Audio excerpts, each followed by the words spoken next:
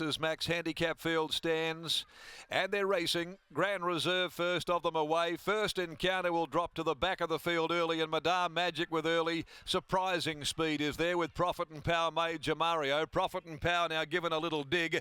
Races to the lead, turning into the back straight from Major Mario and Madame Magic up there, and he's off and around them with First Encounter. He was back there last. First Encounter takes off. They slow the speed, and now Pike, well, he must have twigged what was going on because he quickly sent the favourite up to sit outside Profit and Power, who wanted to drop the anchor. Back there running fifth, Bakil, a length and a half away. Grand Reserve, Soldanel, then B. Bardo, and last of all is our Paladinel. Leaving the 1,000 metres behind them, Profit and Power takes them off the back, and they go out now onto the top of the course. He leads a length and a half. The favourite First Encounter's running second.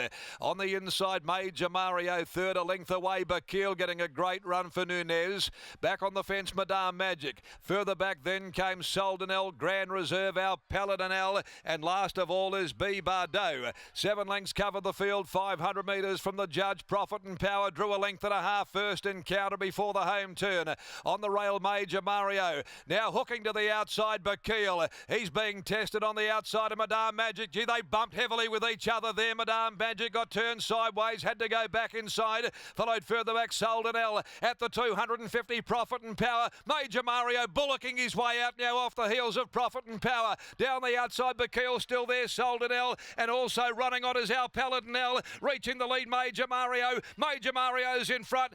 Desperate go for the minor placings. Major Mario's won it from either First Encounter, Bakil, Soldanel, and also close up behind those, Profit and Power, and right on their heels, wider out was our Paladinel. Grand Reserve behind the Madame Magic, and pretty much last all of the way was B. Bardo.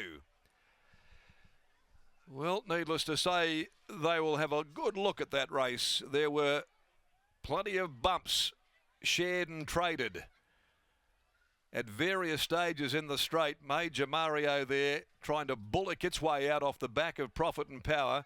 First Encounter, Pike and Nunez got tangled up with a couple of hefty hip and shoulders traded, and Soldanel was running on. As we stand by for the full list of the numbers to come to hand, but Major Mario at odds, number 10, ridden by Holly Watson, has taken out a very, very hectic run race. She got out sharply. Pike was like the meat and the sandwich at one stage there. He had Nunez outside brushing with First Encounter, who kept on coming. And it was pretty willing there over the final 250. Major Mario, though, for Steph Bakranich, the verdigris gelding, takes it out second up, number 10. $21 the SP, paying better than that, the Paramutual. And raced by Livio and Renato Divatini Racing. Holly Watson aboard the winner. We wait for second and third numbers. They were queuing up for the minors to race 6 on the program. First Encounters there by Dundeal, on return for Michael Grantham, Willie Pike. Also there in the mix, Bakil, Manol Nunez for Grant and Delana Williams, the Sioux Nation gelding. Here are the numbers. It's 10 from 1. Bakil got second. 5 First Encounter third. Profit and Power back on the rail after leading fourth home. 10-1-5-4 in 139.48. 35.46 the 600. A half a length a nose were the margins. Race 7, the Swan Draft Handicap over 1200. 8 Earth Storm comes out of the next at 3:45 as we head back to Lockie in the yard, and that was interesting viewing, particularly from the 300 metre mark, Lockie.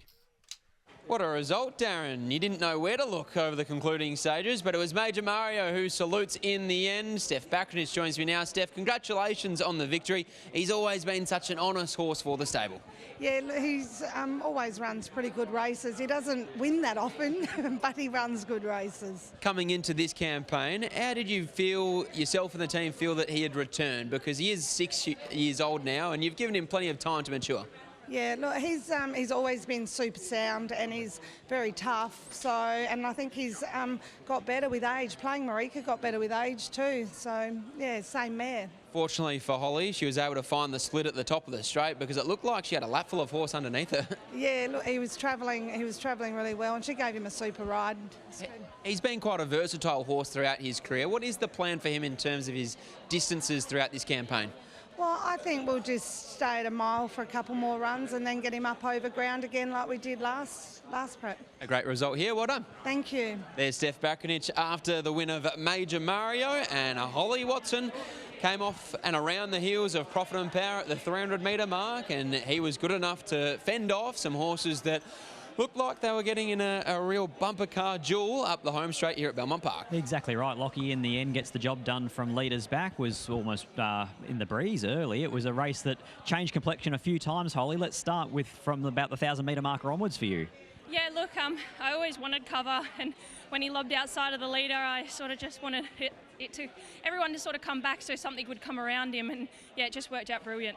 Mikey was the one that whipped around to the breeze, but then it looked like in the live vision that you made the choice to then go back to leaders back. Yeah, I wanted that cover. I sort of thought that we could get a nice enough run, just get him held up a little bit, because he does like to hit the front and stop, so yeah, it was a good run. Well, you got your wish, you were held up on straightening. Yeah, look, that's the way he likes it, and yeah, a great job to the team. They've done a super job with him. What about in the Belmont Sprint? Give yourself any sort of fluker's chance with Ginger Baker? Look, he ran well last year. Well, fingers crossed. You know, it's obviously a strong field, but yeah, we'll just see. Good luck. Thanks, Scott. There's Holly Watson. She combines with Steph Bakranich and Major Mario to get the job done here in race 6 at Ascot. For our Racing WA TV audience, we now head to race 3 at Carnarvon. It's the Sea Harvest Fishing Company Handicap.